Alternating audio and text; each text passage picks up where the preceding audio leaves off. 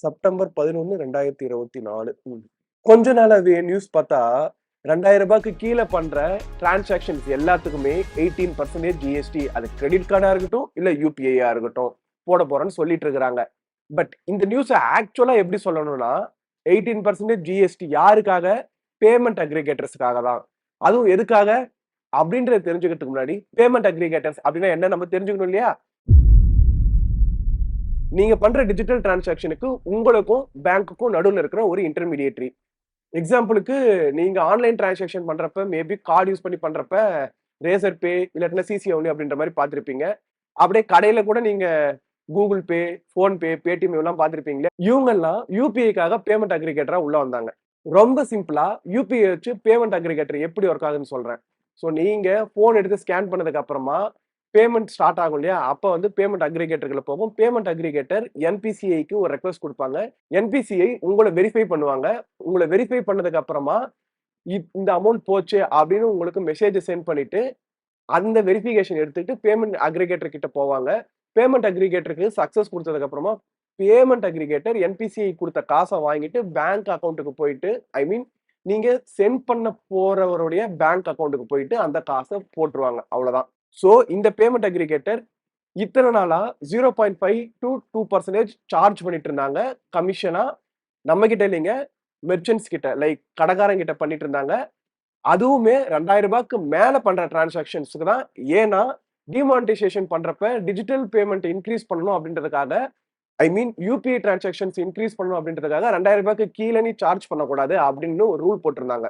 So இந்த payment gateway aggregator merchant கிட்ட இருந்து வாங்குற 2% கமிஷனுக்கு தான் 18% ஜிஎஸ்டி.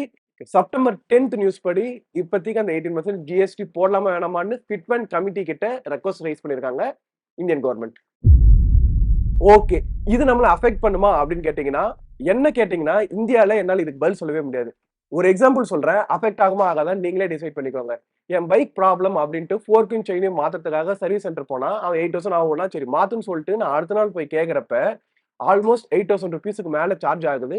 இத நான் கார்ட்ல பே பண்றேன்னு சொன்னதுக்கு, அவன் 2% ₹88 ஆட் பண்ணி எனக்கு இவ்ளோ ஆகும் சார்ன்னு சொன்னான். சரி நான் பே பண்றேன்டா அப்படின்னு சொன்னதுக்கு, அவன் என்ன சொல்றான்னா, இந்த ₹88 நீங்க எனக்கு கேஷா குடுத்துருங்க. மீதி இருக்கிற அமௌண்ட்ட எனக்கு டிரான்சாக்ஷன்ல மேக் பண்ணுங்க அப்படின்னு சொல்றான். ஆக்சுவலா இந்த 2% அப்படின்றது அவன் பே பண்ண வேண்டிய சார்ஜ் என்கிட்ட இருந்து அத புடுங்கிட்டான். இதனால தான் சொல்றேன்.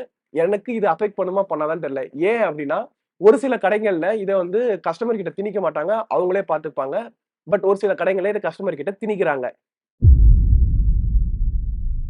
இத்தன நாளா இப்படிதான் நடந்துட்டு இருக்குது. இப்ப இந்த 18% ஜிஎஸ்டி எதுக்கு அப்படின்னா, அந்த 2% கமிஷனுக்கு தான். அந்த 2%ல 18% ஜிஎஸ்டி பேமெண்ட் கேட்வே அக்ரிகேட்டருக்கு வரதுனால, சப்போஸ் அவன் வந்து மெர்ச்சன்ட்க்கு பாஸ் பண்ணான்னா, மெர்ச்சன்ட் நம்மளுக்கு பாஸ் பண்றதுக்கான சான்சஸ் அதிகமா இருக்குது. பட் நியூஸ்ல எப்படி போடுறான்? 18% ஜிஎஸ்டி ஃபார் யுபிஐ டிரான்சாக்ஷன் அப்படின்னு போடுறான். இல்ல எனக்கு புரியல. நியூஸ் சேனல் எப்படி இத ப்ராப்பரா கன்வே பண்ணாம இருக்காங்க அப்படின்ட்டு. ஃபார் எக்ஸாம்பிள் ஒரு பிஸ்கட் பாக்கெட் ரூ. 100 இருக்கப்ப, எம்ஆர்பி இன்க்ளூசிவ் ஆஃப் ஆல் டாக்ஸஸ்ன்னு தான் இருக்கும். அத நான் ரூ. 100 குடுத்து யுபிஐ டிரான்சாக்ஷன் பண்றேன். அதுக்கு 18% ஜிஎஸ்டி போட்டா கவர்ன்மெண்ட் இத யோசிக்காம தான் இருப்பாங்களா? இல்ல கவர்ன்மெண்ட் யோசிச்சா என்ன, யோசிக்கலனா என்ன? நான் மக்கள பயமுறுத்துறதுக்காக நியூஸ் போடுறேன்னு நியூஸ் போடுறாங்களா? அப்படின்றது எனக்கு தெரியல. நான் திருப்பியும் சொல்றேன். இன்னைக்கு டேட்டுக்கு அனௌன்ஸ் பண்ணியிருக்க இந்த நியூஸ் 2% பேமெண்ட் அக்ரிகேட்டர் வாங்குற கமிஷனுக்கு போடப் போற 18% ஜிஎஸ்டி. அண்ட் ஸ்டில் இது நம்மளுக்கு வருமா? வராதா? அப்படின்றது அந்த கடைக்காரன பொறுத்தது தான். வெயிட் பண்ணி பார்க்கலாம். இதே மாரி இன்னொரு வீடியோல பார்க்கலாங்க. பாய்.